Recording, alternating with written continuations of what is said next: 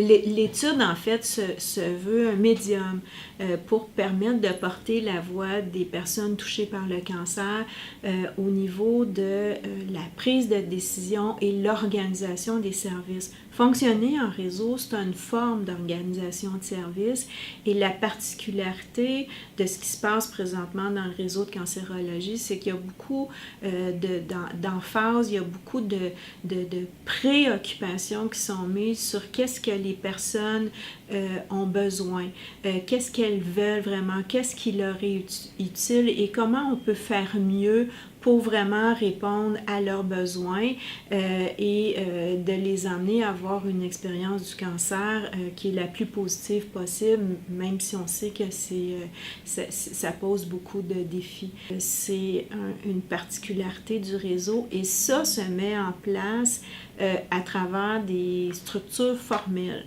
Ce qu'on entend par là, c'est qu'on demande qu'il y ait des personnes touchées par le cancer qui soient partie prenante des comités à l'intérieur des organisations et aussi on pense à développer un réseau de personnes touchées par le cancer qui auraient un mandat de porter en fait la voix de plusieurs personnes.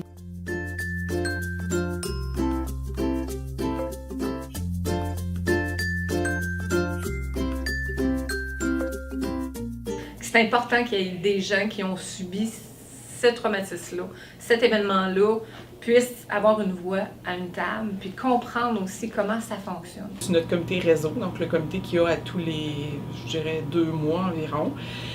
On a 2 patients partenaires qui sont là à chaque réunion, qui nous donnent leur opinion est souhaitée, puis on veut qu'ils participent et qui nous challenge. Ils ont aussi été demandés pour donner leur opinion sur plein dans plein d'autres dossiers, comme par exemple par rapport à l'ouverture du CRIC, eux autres, comment ils voient ça, le patient quand il arrive dans la salle d'attente, c'est tous des points que nous, on pense que ce qui peut être mieux pour le patient, mais que c'est le patient en réalité qui va nous le dire, ce qui est bon pour lui. C'est important de faire partie d'une équipe qui a à cœur de dire, OK, parfait, nous, on est des spécialistes, on sait comment ça fonctionne, mais on intègre les gens qui ont eu ce vécu-là, puis qui nous disent, vous, là, vous l'avez vu comment, ça? Comment ça s'est défini pour vous? Donc, pour moi, c'est important, c'est comme ça. Je me sens importante, je me sens utile, puis j'ai plein de choses à dire au niveau de mon histoire. En ayant ma voix au conseil, je sens que je suis entendue, je sens que ce que je veux dire, ils le prennent en considération.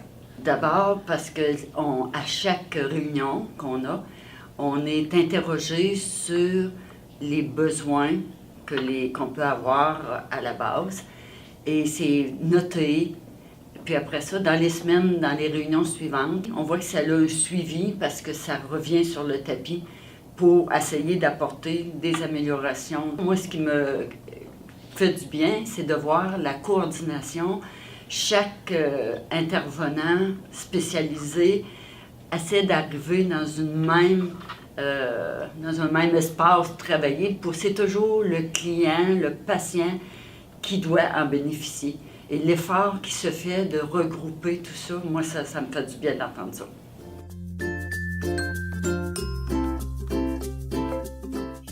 Par contre, dans le pratico-pratique, c'est un peu, ça tarde un peu à se mettre en place pour soutenir les équipes qui intègrent les patients en partenariat et accompagner les patients en partenariat. Parce que c'est pas juste d'asseoir des patients autour d'une table. C'est d'être capable de les amener à avoir un sentiment de contribution réelle. Nous, on a la chance d'avoir une patiente partenaire qui est là maintenant depuis près de 2 ans.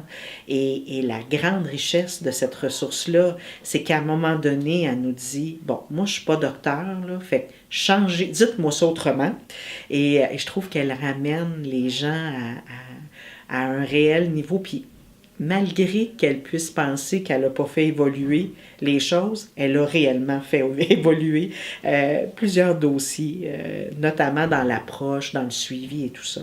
Mais ce que je trouve peut-être encore à l'étape du défi pour les organisations comme on est, c'est d'être capable d'avoir toute l'infrastructure qui supporte le déploiement de cette initiative-là. Alors, j'ai la chance de faire partie du comité de cancérologie locale du CIUS Centre-Sud et nous avons un patient et un proche. C'est fabuleux. Ces deux personnes-là ont eu beaucoup de courage parce qu'elles arrivent avec des gens qui ne parlent que par acronymes et mots médicaux complexes. Et elles ont le courage de nous arrêter et elles le font régulièrement en disant « Que veut dire ce mot? Que veut dire cette abréviation? » Et là, ça nous arrête et ça nous fait réaliser encore une fois qu'on n'utilise pas les vrais mots, qu'on utilise des abréviations qui ne sont pas toujours compréhensibles pour les gens qui ne sont pas initiés dans le domaine. Comment voulez-vous faire partenaire avec un patient s'il ne comprend pas la moitié des mots que vous dites? Moi, je pense que c'est toxique pour les patients. Les patients sont des gens intelligents, scolarisés, qui sont capables. Moi, quand je vois mon garager, je m'attends à comprendre ce qui arrive sur ma petite Jeep. Bien, je pense que le monsieur du garage Jeep, s'il vient parce qu'il y a une douleur, il voudrait comprendre son docteur. Oui, on s'assure que l'usager est au cœur de nos préoccupations et tout ça, mais on a encore du travail, on a encore du pain sur la planche là, pour ce qui est préconisé. Même le patient partenaire, nous on est chanceux, on en a un sur le comité de cancérologie, on a même un aidant naturel qui revise tous nos documents en fonction de leur vision, de leur façon, leur compréhension. Et ils nous ont remis en question quelquefois et c'est superbe dans le sens que cette remise en question-là, on réalise que nous, on a un jargon parfois très stérile et parfois pas toujours compréhensible. Donc, on ramène finalement à une lecture différente et s'approprier aussi la pensée de l'autre et comment ils reçoivent l'information. Et on est dans un processus, mais je vous dirais qu'on n'est pas rendu à la note parfaite.